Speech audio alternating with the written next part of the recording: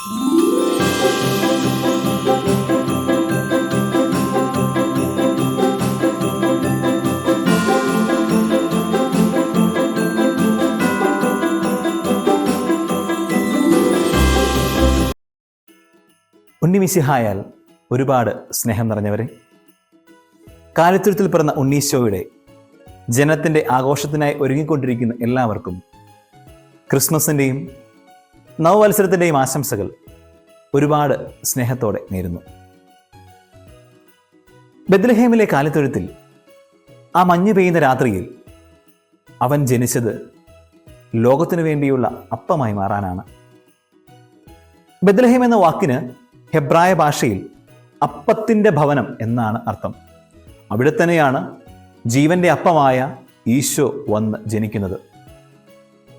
വിശപ്പകറ്റുന്നത് എന്തോ അതാണ് അപ്പം. പാപം മൂലം ദൈവപുത്രസ്ഥാനം നഷ്ടമായ മനുഷ്യന്റെ ആത്മീയ വിശപ്പകറ്റാൻ ദൈവം മനുഷ്യനായി വന്നു പിറന്ന ഇടമാണ് ബെത്ലഹേം. ഇസ്രായേൽ ജനത്തിന് മരുഭൂമിയിൽ അപ്പം നൽകിയ ദൈവം സ്വയം അപ്പമായി മാറാൻ ബെത്ലഹേമിൽ മനുഷ്യനായി ജനിച്ചു. നമുക്ക് ജീവൻ നൽകാൻ, നിത്യജീവൻ സമ്മാനിക്കാൻ നിത്യജീവന്റെ അനശ്വരമായ അപ്പം മനുഷ്യരുടെ ഇടയിൽ ജനിച്ചു. അപ്പത്തിന്റെ ഭവനത്തിൽ പിറന്ന ഉണ്ണീശോ ഇന്നും നമുക്ക് വേണ്ടി അപ്പമായി മുറിയപ്പെടുന്നു.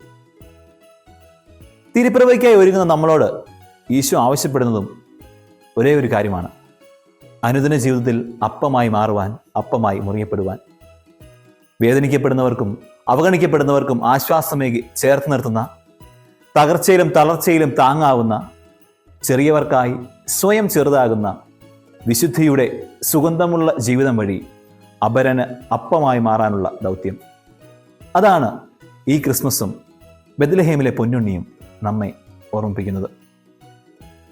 അപ്പത്തിൻ്റെ ഭവനത്തിൽ പിറന്ന ഉണ്ണീശോ അപരന് വേണ്ടി അപ്പമായി മാറാൻ നമ്മെ ഓരോരുത്തരെയും സമൃദ്ധമായി അനുഗ്രഹിക്കട്ടെ. ഏവർക്കും ഒരിക്കൽ കൂടി ക്രിസ്മസിൻ്റെയും പുതുവത്സരത്തിൻ്റെയും മംഗളങ്ങൾ ഒരുപാട് സ്നേഹത്തോടെ നേരുന്നു.